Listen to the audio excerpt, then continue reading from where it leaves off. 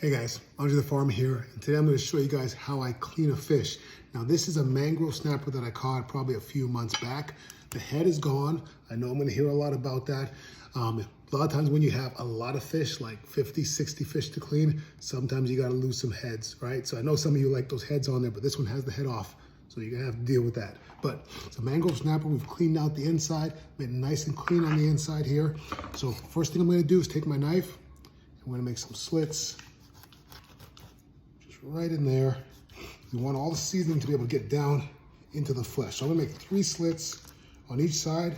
I kind of like to go with the motion of the fish here, or the direction that the cuts were made initially. And there we go. So we got our 3 cuts. And you can take lemon or you can take lime. I know a lot of people like lime. I'm fine with either one. I'll use a lemon, I'll use a lime. Doesn't make a lot of difference to me. And we're just gonna squeeze a little lime in all those cracks right there. That's good right there. Now, I also like to get an oil on there. So I'll take olive oil and put it on there, but here I've got this olive oil spray. We're just gonna spray this on there, and all that's gonna do is help all of our seasonings really soak into the fish. Now we've already pre-mixed. We've got salt, black pepper, onion powder, garden powder, and some Cuban oregano powder that I made from the garden. So we're gonna take this. First place I wanna put it is inside the middle here. I really wanna get some seasoning up in there. Gonna rub that in real good. Then we're gonna try to make sure we get in all these little grooves here. And we're just gonna rub the side of that fish real good.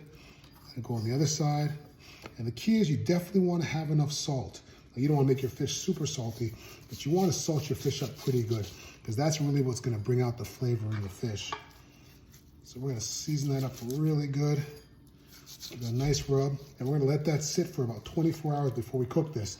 And I like to put them in bags. And the reason I put them in bags is, one, it takes up a lot less space in the fridge, and it just allows all the moisture and everything to all the seasoning to just soak right in there. So that's going to go in the fridge, and we're going to cook that tomorrow. All right? See you guys. Bye.